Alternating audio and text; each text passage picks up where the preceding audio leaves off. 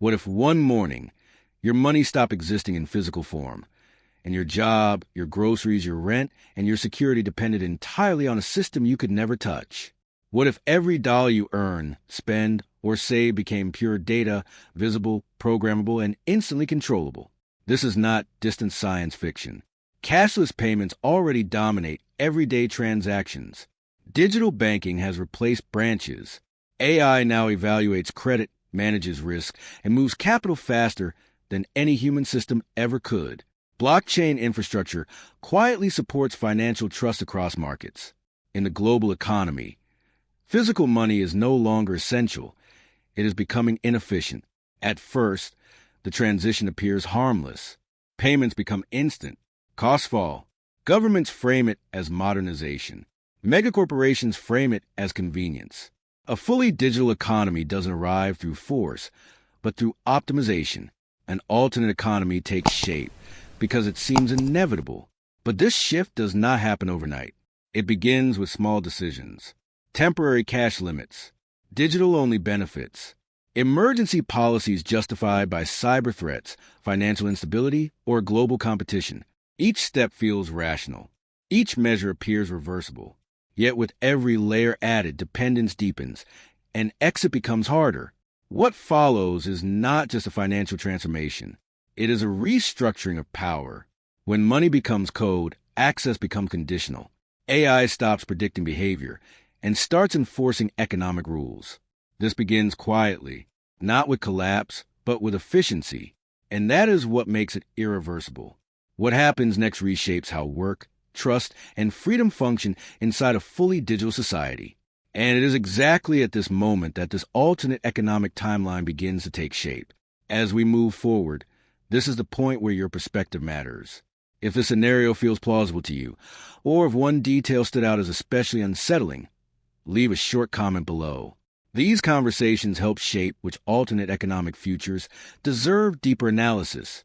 And if this kind of exploration into global economy, what if scenarios resonates with you, a simple like signals that these simulations are worth expanding. Subscribing, when it feels right, allows this community to grow around serious discussions of alternate economy paths and future predictions. Now back to the timeline. Because once a decision is made, the shift accelerates. Systems that once ran in parallel begin to disappear. Physical options quietly fade out. What was optional becomes standard. What was standard becomes obsolete. And in the first years of this fully digital transition, the consequences begin to surface, not in headlines, but in everyday life. In the first years of this transition, the impact is immediate but uneven. Productivity spikes as friction disappears from payments, contracts, and logistics. Salaries settle instantly. Taxes are calculated in real time. Delays that once slowed the economy vanish almost overnight. On the surface, the system appears to work. But beneath that efficiency, disruption spreads quietly.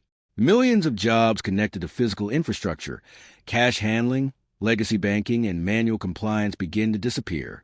Not through mass layoffs announced on the news, but through silent redundancy. Roles become unnecessary. Processes are automated.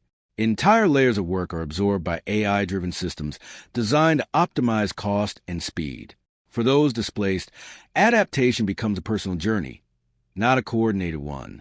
Small businesses feel the pressure first. Many struggle to integrate with digital-only payment rails, automated reporting, and algorithmic credit scoring. Those that adapt survive. Those that cannot are filtered out. At the same time, digital native firms scale at unprecedented speed, unconstrained by geography or traditional overhead. The economy doesn't shrink, it concentrates. Daily life changes in subtle but powerful ways. Transactions become traceable by default. Access replaces ownership. Efficiency replaces choice.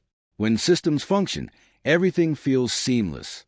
When they fail, even briefly, the fragility becomes visible. A payment delay is no longer an inconvenience. It's a temporary exclusion from the economy. As the years pass, governments and central banks respond by tightening coordination. Digital currencies become programmable. Monetary policy shifts from broad signals to targeted enforcement.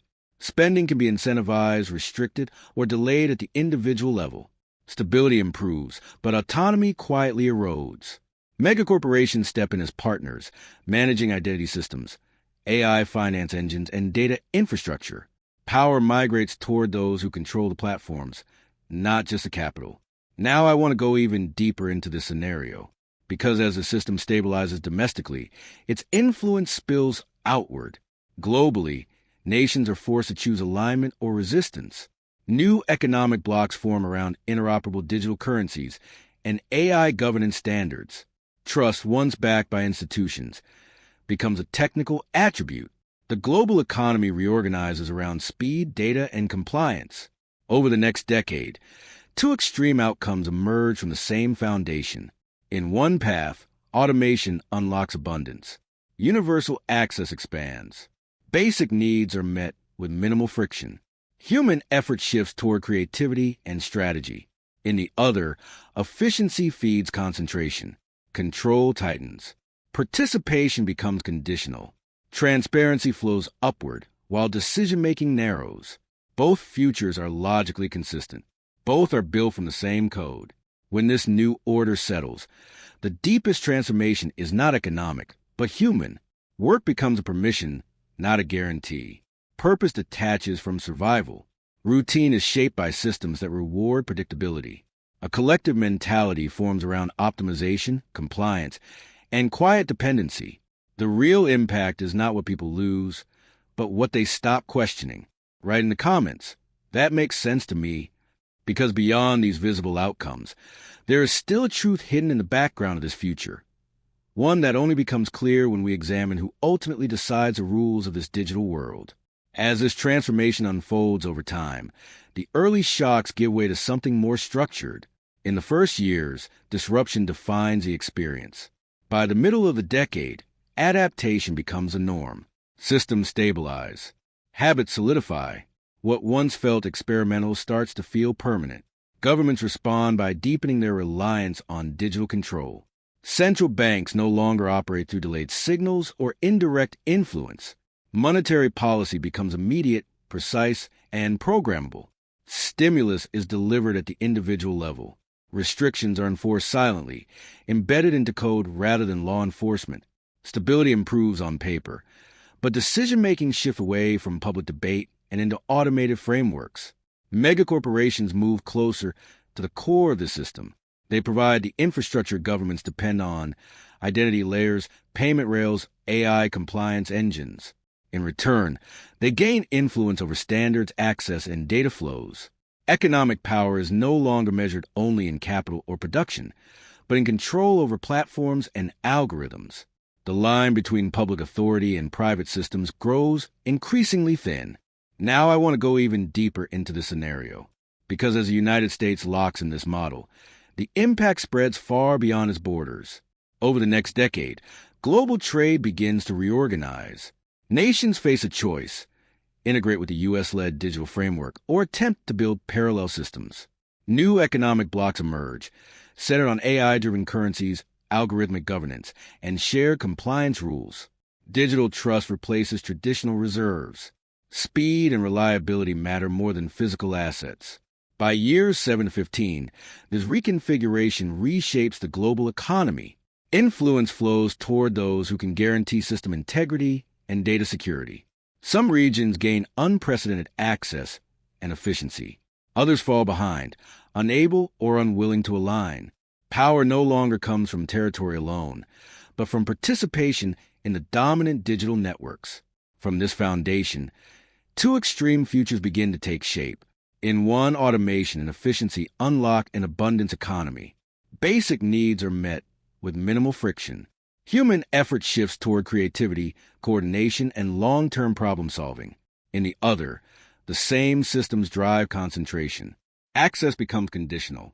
Economic participation depends on behavioral metrics and algorithmic approval. Transparency moves upward, while control narrows at the top. Both paths are built from the same decisions, the same technology, the same promises. When this new order stabilizes, the deepest impact is not measured in GDP or growth charts. It is felt internally. Daily routines adapt to system logic. Work becomes permission-based. Identity ties itself to digital reputation. A collective mentality forms, one shaped by optimization, quiet compliance, and the constant awareness of being measured. The transformation is gradual, but its effects are permanent.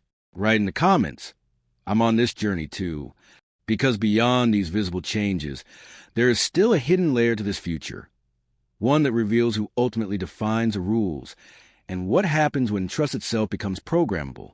As the system matures, the same architecture begins to produce two radically different futures. Both emerge from identical technology, identical policies, and identical intentions. The divergence is not technical. It is behavioral. It is political. It is human. In one timeline, automation delivers on its promise. As efficiency compounds over the years, costs collapse across housing, energy, transportation, and food distribution. Universal digital services expand quietly, not as ideology, but as optimization. Access replaces scarcity. Friction disappears from everyday transactions. Economic participation becomes nearly automatic, allowing individuals to redirect time and attention toward creativity, education, and long-term thinking. The journey of work transforms from survival to contribution. This abundance economy feels calm, stable, almost invisible, because it removes pressure rather than adding control. But there is another path, built from the same code. Along a parallel trajectory, efficiency feeds consolidation.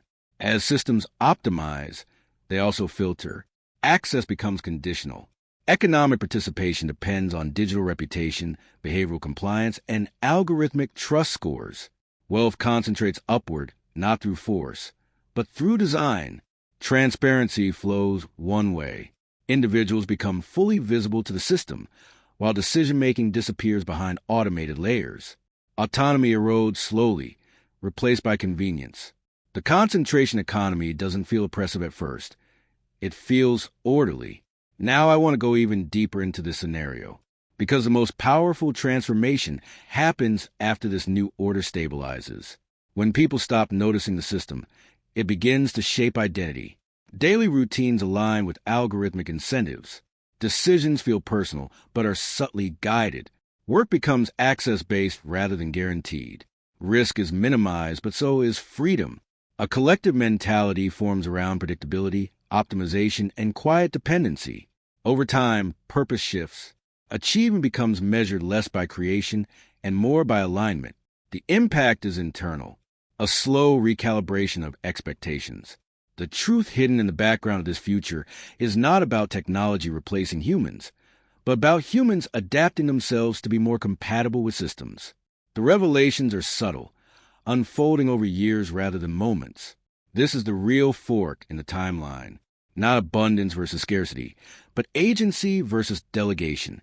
Not growth versus collapse, but choice versus optimization. Both futures remain plausible. Both are already forming in fragments around us. Write in the comments, that makes sense to me. Because beyond these two outcomes, there's still one unanswered question. What happens when the system itself begins to decide which version of the future is allowed to exist? When this digital order finally stabilizes, the most profound changes are no longer visible on screens or balance sheets. They unfold quietly inside daily life. Over the years, work stops being a necessity guaranteed by effort alone and becomes conditional access to the system itself. Participation depends on compatibility, skills, behavior, reputation, and alignment with algorithmic expectations. The journey of labor shifts from endurance to continuous qualification. At first, this feels efficient. Risk is reduced. Transitions are smoother. But gradually, purpose detaches from effort. Identity becomes transactional. People begin to define themselves less by what they create and more by how the system categorizes them. Employment is no longer just income. It is validation. Exclusion is no longer punishment. It is invisibility. Privacy transforms into a variable. Autonomy becomes negotiable. Freedom is reframed as optimized choice within predefined boundaries. None of this arrives through force. It emerges through incentives. The system rewards predictability, compliance, and transparency. Over time, the mental shift is complete. A collective mentality forms, one that internalizes monitoring as normal and optimization as virtue. Now I want to go even deeper into this future, because beneath convenience lies a truth rarely discussed.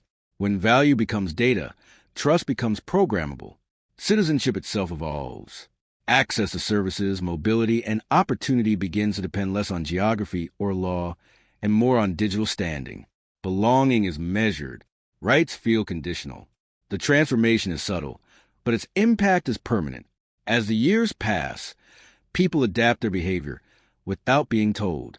Decisions are shaped by invisible thresholds. Risk-taking declines. Creativity becomes safer, more calculated. The system does not need control directly. It nudges continuously. The hidden truth of this future is not that humans lose freedom overnight, but that they slowly redefine freedom to fit the system that sustains them. When this reality becomes normal, few remember the moment it crossed a line. The change feels gradual, reasonable, even logical. And that is why it lasts. Write in the comments, I'm on this journey too. Because beyond identity, work, and trust, there is still one unresolved question. What happens when an economic system no longer reflects human values, but actively rewrites them? When all these layers are placed together, a fully digital U.S. economy reveals itself as something far larger than a financial upgrade. Over the early years, efficiency accelerates daily life. Over the decade, power consolidates into systems that reward speed, data, and compliance. And when this new order stabilizes, it quietly reshapes how agency itself is distributed. Money no longer simply moves value. It signals permission. It encodes rules. It reflects priorities chosen long before any individual transaction takes place. Behavior adapts accordingly. People optimize not just their finances, but their decisions, language, and risk tolerance. The impact is subtle but cumulative. A slow recalibration of expectations spreads across society, forming a new collective mentality. Now I want to go even deeper into what this means, because the real transformation is not technological. It is psychological. When systems decide faster than humans can question them, trust shifts from judgment to infrastructure. Responsibility becomes abstract. Power becomes invisible. The journey from choice to delegation feels rational at every step. Yet its final form is rarely debated. Globally, this model doesn't remain isolated. As digital standards spread, influence follows architecture rather than borders. Nations that align gain access and speed. Those that resist preserve autonomy, but at a cost. New blocks form around compatible systems, not shared values. The global economy reorganizes around whoever defines the protocols. This is how power moves in a digital age. Quietly, structurally, and often without resistance. Within this framework, both abundance and concentration remain possible. The system itself does not decide which future wins. People do, through governance incentives and oversight. Yet the longer the system operates unchecked, the harder those decisions become to reverse. The truth hidden in the background of this future is that neutrality is an illusion. Every line of code reflects intent. When the dust settles, what remains is a question of agency, not whether technology advances, but whether human values are embedded deeply enough to guide it. A fully digital economy does not erase freedom, but it can redefine it so gradually that few notice the difference. Write in the comments, I'm on this journey too, because the next layer of the simulation reveals what happens when control, once digitized, no longer needs to announce itself to exist. If you stay with the simulation until the end, that already says something about how you think. This channel exists to explore these alternate economic futures with depth, logic, and honesty, to ask what-if questions about the global economy, future predictions, and the systems quietly shaping what comes next. If that perspective resonates with you, subscribing simply keeps you connected to the next simulation in this journey. If this future made you pause or rethink something, leave a comment and write, "This future really made me think."